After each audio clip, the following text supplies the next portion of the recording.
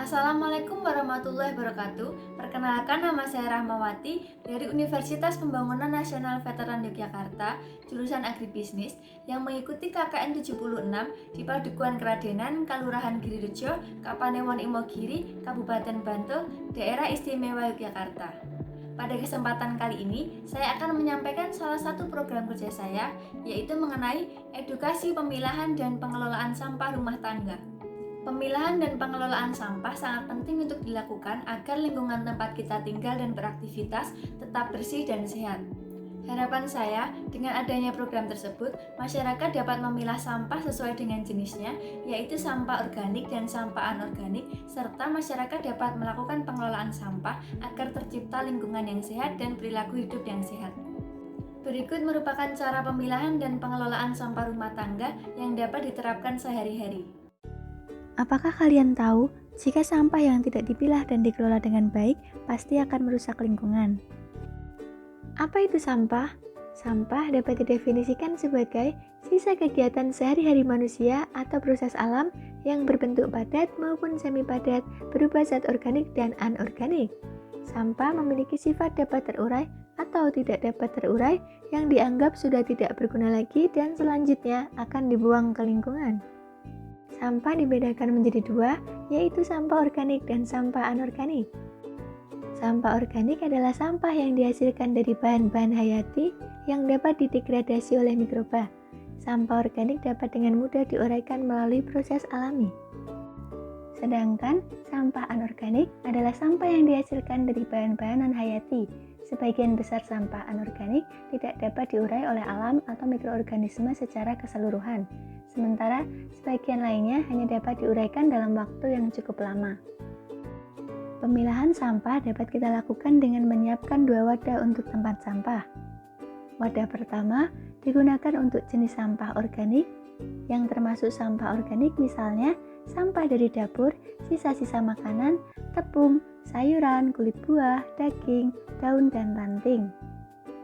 Wadah yang kedua yaitu untuk jenis sampah anorganik, yang termasuk sampah anorganik yaitu sampah tas plastik, logam, botol, kaca, keramik, serta sampah deterjen. Pengelolaan sampah secara umum dapat dilakukan dengan 3R, yaitu upaya pengurangan pembuangan sampah melalui program Reduce, Reuse, dan Recycle. Reduce yaitu mengurangi segala sesuatu yang menyebabkan timbulnya sampah.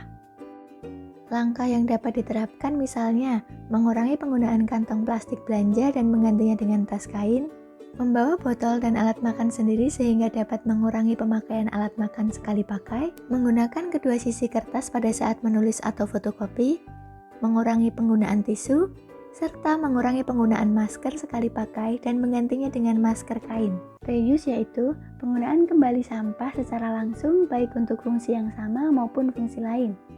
Langkah yang dapat diterapkan misalnya penggunaan kaleng biskuit untuk tempat penyimpanan barang, menggunakan botol plastik untuk menyimpan minyak atau cairan pembersih lantai, menyumbangkan pakaian bekas yang masih layak pakai, serta menggunakan kembali botol sabun atau sampo dan mengisinya dengan produk isi ulang.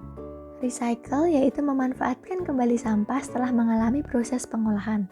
Langkah yang dapat diterapkan misalnya mengolah sampah kertas menjadi karton atau kertas kembali, mengolah sampah anorganik menjadi kerajinan, misalnya membuat tas dari kemasan makanan atau deterjen, membuat tempat pensil dari botol plastik, membuat pot tanaman kecil dari botol plastik dan kaca, membuat tas dari celana bekas yang sudah tidak digunakan, menggunakan ban yang sudah tidak terpakai menjadi meja ataupun kursi, serta memanfaatkan sampah organik dengan membuat pupuk kompos untuk tanaman. Pada saat kita akan menjual sampah anorganik ke tukang barang bekas atau menyetorkannya ke bank sampah, pastikan sampah dalam keadaan bersih dan kering, serta plastik yang digunakan tidak terikat, agar lebih memudahkan petugas kebersihan dalam memproses sampah tersebut.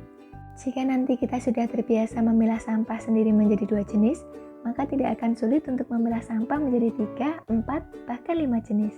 Sudah siapkah kamu untuk memilah sampah yang berada di sekitarmu?